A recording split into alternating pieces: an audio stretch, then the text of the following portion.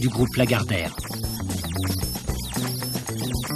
Mais il peut très bien choisir un magazine du groupe Pinault Printemps La Redoute.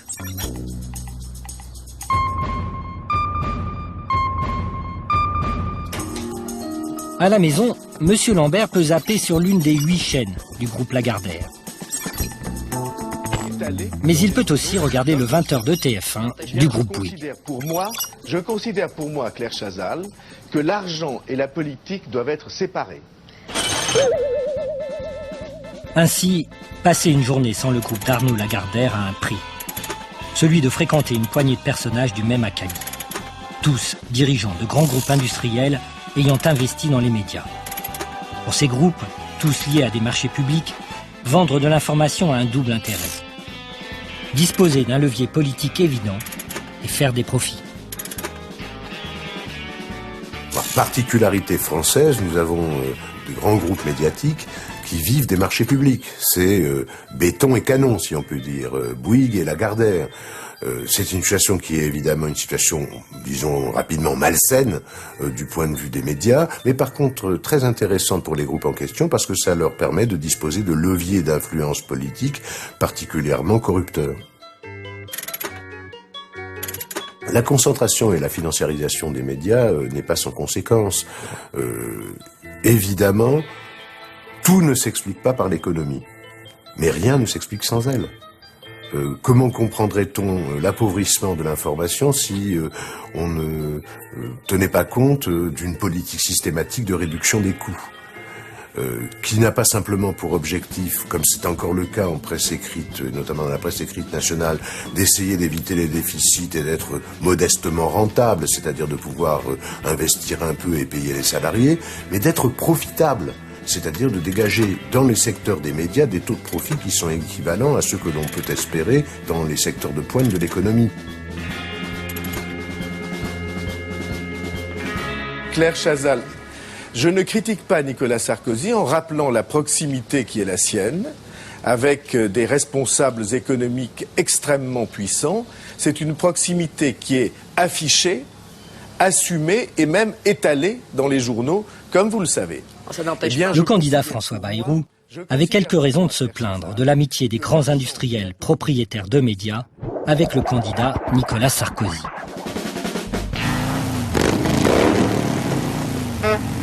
Le 6 mai 2007, pas moins de 4 de ces grands patrons de presse n'hésiteront pas à s'afficher au Fouquet's pour fêter la victoire du nouveau président de la République. La proximité connue et affichée entre Nicolas Sarkozy, notre cher président de la République, et les grands propriétaires des médias ne va pas sans poser problème. Elle est évidemment éminemment corruptrice. Mais ce serait peut-être une erreur de s'arrêter aux amitiés, à la fréquentation du yacht de Bolloré, au copinage en tout genre, parce que ce copinage repose avant tout sur la convergence des options idéologiques et politiques. C'est parce qu'ils sont d'accord sur le fond de la société qu'ils veulent construire, sur les intérêts économiques à défendre, que les amitiés peuvent être relativement efficaces. Moi, je crois que les intérêts des gens qui dirigent de fait ce pays sont largement au-delà de la seule personne Sarkozy. Sarkozy ne tient qu'autant qu'aujourd'hui, il peut apparaître comme celui qui va garantir au maximum les intérêts financiers, les intérêts idéologiques des dominants. Mais si demain, pour une telle ou telle raison, il apparaît comme plutôt gênant, ces gens changeront de cheval comme ils changent de chemise, il n'y a pas de problème. Et croyez-moi, l'intérêt, c'est qu'il y a des candidats à droite, bien entendu, mais il y en a aussi beaucoup à gauche.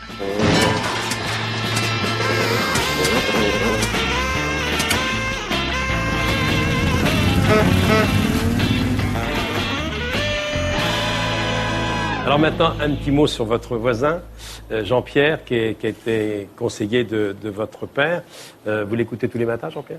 Non seulement je l'écoute, mais parfois je le vois le matin. Vous venez de temps en temps lire bonjour. Ce qui est un spectacle aussi en soi. Oui, il vient à 8h moins quart moins 10, puis après on bavarde, etc. Puis après on bavarde, etc. Puis après on bavarde, etc. Les téléspectateurs de Vivement Dimanche sont tout à fait prêts à croire Jean-Pierre Elkabbach. Quand le grand patron d'un groupe de 250 000 employés passe le matin à la radio dont il est le propriétaire, c'est pour bavarder. Et en aucun cas pour donner des directives.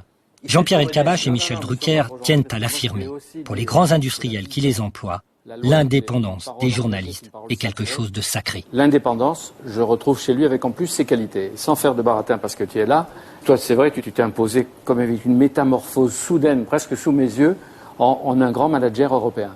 Et ce qui est extraordinaire, parce que je l'ai vu moi dans 2-3 fois dans des négociations, je peux le dire, il est concentré, il est immobile, on se demande s'il est ailleurs, il est patient, et à un moment où on s'attend le moins, il fonce, il a l'initiative stratégique de mouvement. Et en plus, il peut même surprendre en changeant cette stratégie. Je le dis à ceux qui vont négocier avec lui. Donc, voilà, non, il ne faut pas leur dire ça.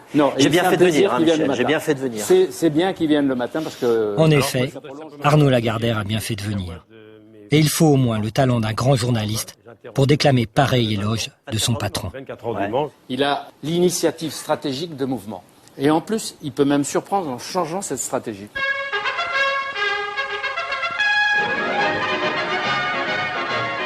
Couché, assis, debout. Pour les journalistes, il y a deux manières de ne pas